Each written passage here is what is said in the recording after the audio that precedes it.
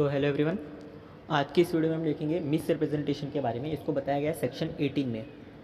ये हमारा second chapter का लेक्चर नंबर 4 है। अगर आपने पिछला वीडियो नहीं देखा है तो पहले आप उसको देख लो और चैनल को सब्सक्राइब करो, क्योंकि मैंने देखा है कि बहुत सारे लोग वीडियो देखते हैं पर चैनल को सब्सक्राइब नहीं कर रहे। तो प्लीज़ आप चैनल को सब्सक्राइब करो, क्योंकि सब्सक्रिप्शन का पैसा नहीं है।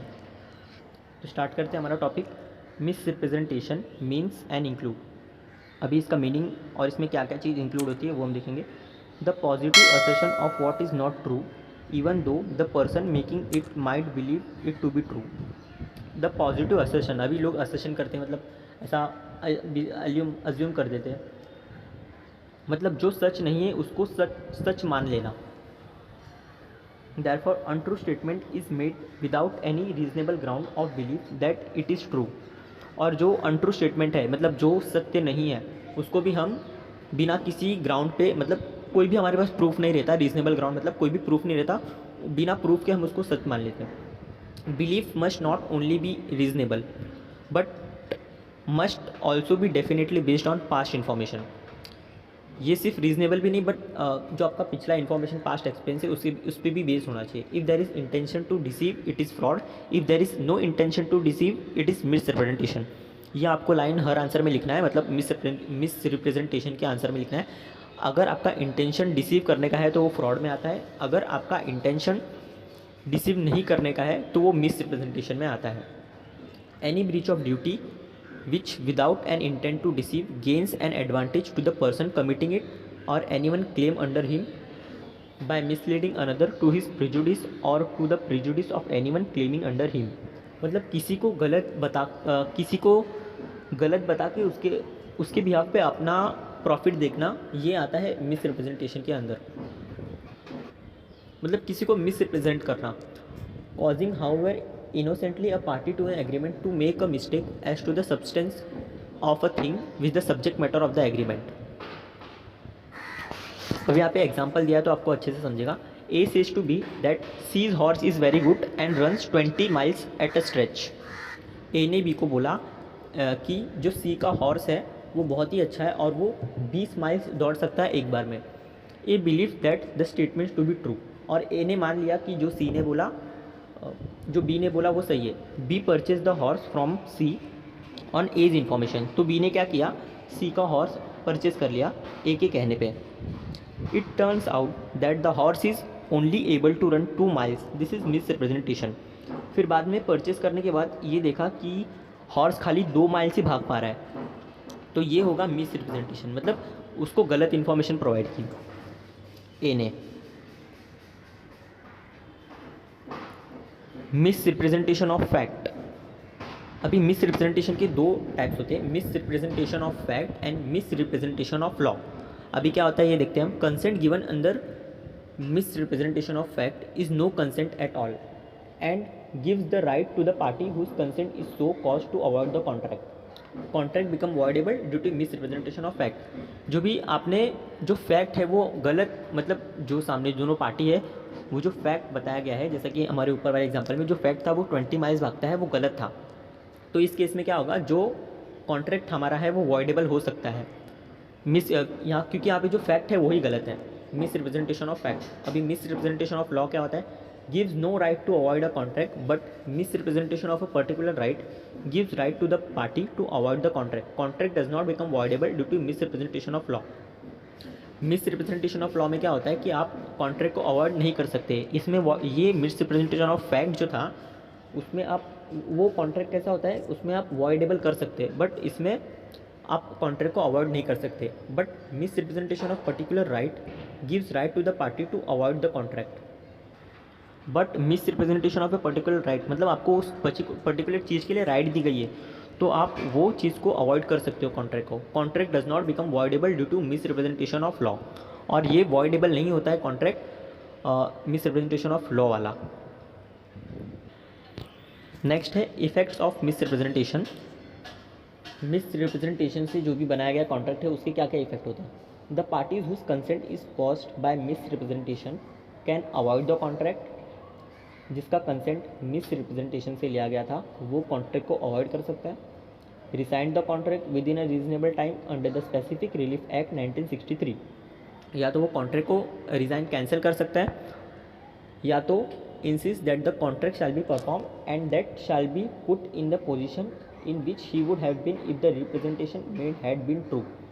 या तो जो कॉन्ट्रैक्ट है वो सेम कॉन्ट्रैक्ट को कंटिन्यू कर सकते हैं, पर जो भी मिस रिप्रेजेंटेशन के खिलाफ, मिस रिप्रेजेंटेशन के कारण जो भी उसका जो लॉस हुआ है उसको उसका पूरा जो भी अमाउंट है वो मिले। मतलब उसको अभी समझो 10,000, हमारे पिछले एग्जांपल वाला एग्जांपल लेते हैं, 10,000 का आपको लॉस हुआ है मिस रिप्रेजेंटेशन के कारण में, तो आपको जो लॉस हुआ है 10,000 का वो भर के मिलना चाहिए, क्योंकि यहाँ पे बताया गया है and that shall to be put in a position in which he would have been if the representation made had been true. अगर जो मिस रिप्रेजेंटेशन हुआ है वो सही होता, आपको वो वाले पोजीशन में पहले ला के देना है। He is also entitled to damages, और जो भी आपका डैमेजेस हुआ है वो भी आपको मिलना चाहिए। यहाँ पे एग्जांपल देख लेते हैं। A by a misrepresentation leads B erroneously to believe that 500 mounds of indigo are made annually at A factory. B examined the accounts of the factory which shows that only 400 mounds of indigo have been made. After this, B buys the factory. The contract is not voidable on the accounts of A misrepresentation. अब यहाँ पे A ने B को बोला कि जो ए की factory है उसके अंदर 500 माउंट्स ऑफ इंडिगो एनुअली साल भर में प्रोड्यूस होते हैं। तो बी ने क्या किया कि बी अकाउंट उसकी फैक्ट्री पे गया, B accounts of the factory which shows that only 400 maunds of indigo have been made. अब बी ए की फैक्ट्री में जाता है और देखता है कि खाली 400 माउंट्स ऑफ इंडिगो ही बन रहे हैं साल में। After this B buys the factory, और इसके बाद भी बी ने जो उसकी फैक्ट्री है ए की वो बाय कर ली। बी ने उसको बोला था कि मेरे फैक्ट्री में 500 माउंट्स ऑफ इंडिगो प्रोड्यूस होते हैं साल में, बट बी ने खुद जाके देखा तो उसको 400 माउंट्स ही दिखे, फिर भी उसने ए की फैक्ट्री बाय कर ली। This contract is not voidable on the accounts of a misrepresentation. अभी ये जो कॉन्ट्रैक्ट है वो वॉइडेबल नहीं होगा ए के मिस रिप्रेजेंटेशन के खिलाफ। क्यों? क्योंकि जो बी था वो खुद गया था देखने, बाद में उसने परचेज़ किया, उसको वो खुद जाके देखता है तो उसको 400 माउंट्स ही दिखते हैं कि साल में 400 माउंट्स ऑफ इंडिगो ही प्रोड्यूस हो रहा है। ए ने 500 बताया तब पर उसने खुद जाके एग्जामाइन किया तो उसको 400 ही दिखा, फिर बाद में उसने परचेस किया उसका कंपनी। अभी डिफरेंस बिटवीन देख लेते हैं मिस रिप्रेजेंटेशन और फ्रॉड का। In both misrepresentation and fraud there is a misrepresentation of fact which is misleading and therefore a contract is voidable of the option of the person who is so mislead. अभी दोनों यहाँ पे क्या होता है कि जो fact है वो गलत बताई होती है, जो सामने वाले को जो फैक्ट है वो गलत बताई होती है, तो उसकी वजह से जो आपका कॉन्ट्रैक्ट है वो वॉइडेबल हो सकता है। मिस रिप्रेजेंटेशन और फ्रॉड, ये बहुत इंपॉर्टेंट क्वेश्चन है, तो इसलिए मैंने इंपॉर्टेंट मार्क भी किया हो, क्योंकि हर बार एग्जाम में आता है, तो आप इसको अच्छे से कर लेना। मिस रिप्रेजेंटेशन मतलब there is no intention to deceive, मतलब यहाँ पे किसी को धोखा देने का इंटेंशन नहीं होता, और यहाँ पे there is an intention to deceive मतलब धोखा। यहाँ पे मिस रिप्रेजेंटेशन में किसी को धोखा देने का इंटेंशन नहीं होता, और फ्रॉड में धोखा देने का इंटेंशन होता है। A false innocent statement without any intention to deceive is misrepresentation, और a false statement delivery made to deceive is fraud. मतलब यहाँ पे a false innocent statement without any intention to deceive, यहाँ पे किसी को धोखा देने का इंटेंशन नहीं होता, तो वो होता है मिस रिप्रेजेंटेशन। और यहाँ पे डेलिबरेटली फ्रॉड धोखा देने के लिए ही बनाया गया है, तो वो होता है fraud.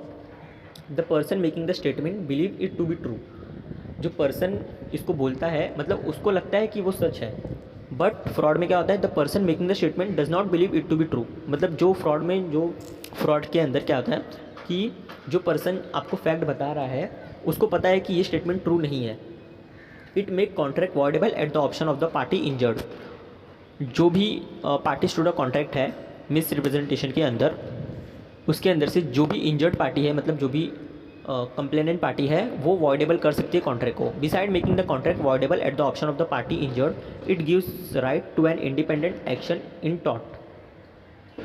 The contract cannot be avoided if the parties whose consent was so caused had the means of discovering the truth with ordinary diligence। मतलब जिसको वो फैक्ट पता है फिर भी वो कॉन्ट्रैक्ट में आ रहा है, तो वो कॉन्ट्रैक्ट आप अवॉइड नहीं कर सकते। The plea cannot be raised in case of fraud except in case when silence amounts to fraud.